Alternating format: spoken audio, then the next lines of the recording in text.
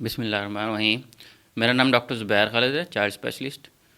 ہمارے پاس جو ماں باپ کی ایک پریشانی ہوتی ہے کہ بچے کو پولیو ویکسینز جو ہیں وہ اپنے حفاظتی جو کارڈ ہے اس کے مطابق ساری لگی ہوئی ہیں، ڈوزیں اس کو پلائی ہوئی ہیں۔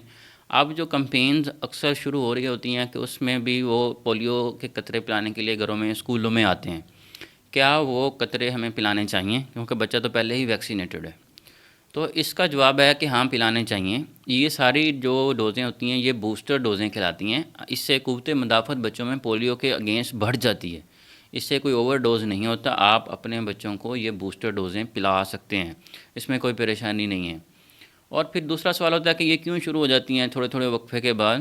تو یہ کمپین جو ہیں یہ تب شروع ہوتی ہیں جب کوئی بھی کسی علاقے میں ایک کو پولیو کا کیس آ جاتا ہے، یا کسی دوسرے علاقے میں پولیو کا کیس آیا ہے لیکن اس کی ٹریول کی ہسٹری ہو اس شہر کی، یا تیسرے نمبر پہ اگر اس شہر کے یہ سیوریج کے سیمپلز لیتے ہیں، اگر اس میں سیمپلز میں جو ہے وہ پولیو وائرس موجود ہو لیکن کیس ابھی تک کوئی نہ آیا ہو، سب کلینیکل ڈیزیز ہو کہ فالج ابھی کسی بچے میں بھی ظاہر نہیں ہوا لیکن وائرس اس شہر میں گھوم رہا ہے تو تب بھی جو ہے یہ کمپین شروع کی جاتی ہے اور سارے بچوں کو بوسٹر ڈوز لگائی جاتی ہیں، پلائی جاتی ہیں، تاکہ بچوں کی قوت مدافعت مزید بہتر ہو جائے اور وہ پولیو سے محفوظ رہیں۔